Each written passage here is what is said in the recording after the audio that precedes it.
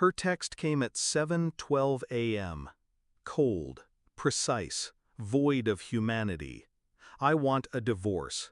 All communication through my lawyer. No preamble, no explanation, no hesitation. Just an execution notice delivered through a glowing screen. I stared at it once, then twice. Then I typed 2 words back. Understood. And with that, I stopped being her husband. I became her reckoning. There was a time when she looked at me with awe, when I was the man she believed in, leaned on, laughed with. We built a life brick by brick, mortgage, vacations, dinners with friends. And I thought the weight of my sacrifices meant something. But love can sour quietly. The nights she stayed out late, the sudden secretive smiles, the perfume that wasn't hers on her clothes. I noticed, but I didn't speak. I let her think I was blind, because sometimes silence is sharper than accusation. The betrayal revealed itself in fragments. A hidden credit card bill with charges I hadn't made. Dinners at places I'd never been. Hotel stays under her name. And then, one night, her laughter carried down the hallway while she whispered into her phone. A softness in her voice she hadn't used with me in years. It wasn't heartbreak I felt. It was clarity. Shift in mindset. So when her text arrived, I didn't plead. I didn't call. I didn't ask why. I replied, understood. And in that single word, I began dismantling the empire she thought she owned. I called the bank, froze the accounts, canceled her credit cards. Every luxury, every convenience she had enjoyed on my back, gone in minutes. I contacted payroll, split direct deposits. I secured assets under my name, shifted property, rerouted investments. She wanted her lawyer to speak for her? Fine. Then she would only find silence in her wallet and emptiness in her accounts. By the 48-hour mark, she was still silent. I knew her pride. She thought she was untouchable. But money is oxygen. Cut it off, and the strongest will suffocate. On the 72nd hour, her lawyer called, panicked, breathless.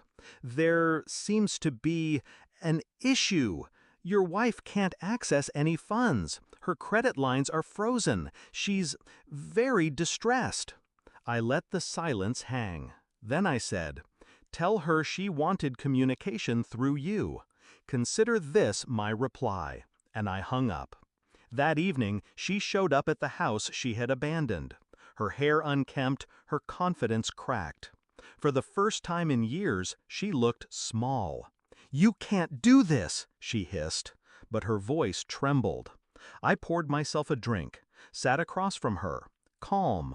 You left, I said. Your text was clear, communication through your lawyer. You made the rules. I'm only playing by them. Her eyes burned. I'll take everything in court. I smiled. Slow, patient. I've documented everything. The hotel bills, the secret accounts, the infidelity. You won't be taking anything. In fact, I slid a folder across the table. Bank statements, evidence, proof. You'll be lucky if you don't leave owing me. Her hands shook as she flipped through the pages. Every secret she thought she had hidden laid bare. Her face drained of color. For once, she was speechless. I watched her unravel, the woman who had once held my trust reduced to stammering silence. I didn't raise my voice, didn't gloat. I simply stood, opened the door, and said, "Good night."